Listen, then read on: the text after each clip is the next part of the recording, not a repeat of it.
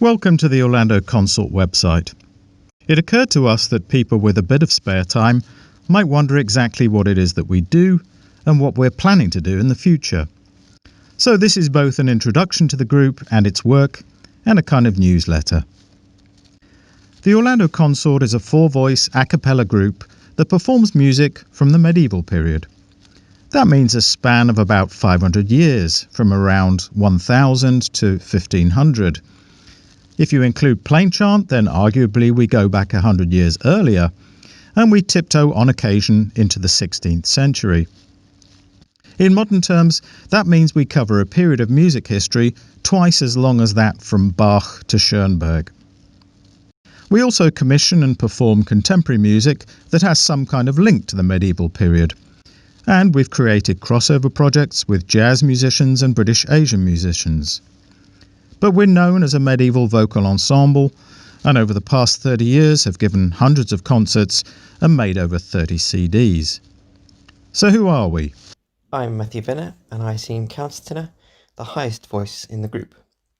I sing exclusively in my head voice, what some call falsetto or en falsette, as it was called in the medieval period. There's a long tradition of men singing in this register, particularly in Britain, and I believe that the terms countertenor and male alto are interchangeable. I'm Mark Dobell, and I'm a high tenor. Matt and I, as the higher parts, generally do all the hard work, singing most of the words, while Angus and Don are a rhythm section, getting paid the same for half the effort. Oh, and I'm also the group's treasurer. That gives me an idea. I'm Angus Smith, the lower tenor, and I sing lots of words despite what Mark says. I'm also responsible for most of the programming of the group, so if Mark is thinking of paying me less, then I certainly have good ways of getting my revenge. For example, he can be quite sure that he will never ever get a single piece off during a concert programme again. And I'm Donald Gregg, the baritone in the group, and also responsible for some of the group's projects, like our recent live soundtrack to a silent movie, Dreyer's 1928 The Passion of Joan of Arc. I used to be the treasurer of the group, and now I'm much nicer to Mark than I ever used to be. And I do sing the occasional word or two. So what was this music? Well, most of it is sacred music, mainly because the church regarded it as something worth recording in manuscript form, and that's what's been passed down to us. In the 11th century, you have one person singing the plain chant, and at the same time, another singer adding a new part, creating simple two-part harmony.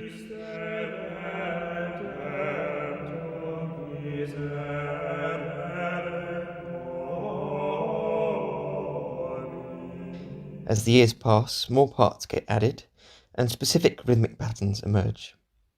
By the end of the 12th century, you have four-part music, with one voice holding the plain chant in long notes, while three others ornament above it.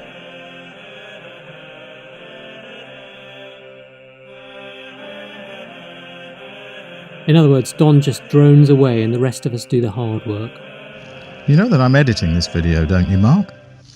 As we move through into the 13th and 14th centuries, more complex rhythms and harmonies emerge, some of them very daring indeed.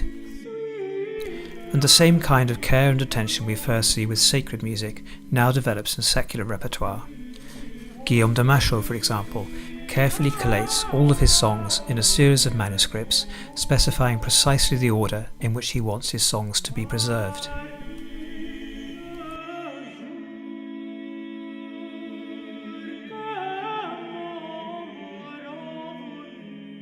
Speaking of Machaut, we are currently in the process of recording all of his songs for Hyperion Records. Thus far we have 7 CDs, and there are a further 4 to come.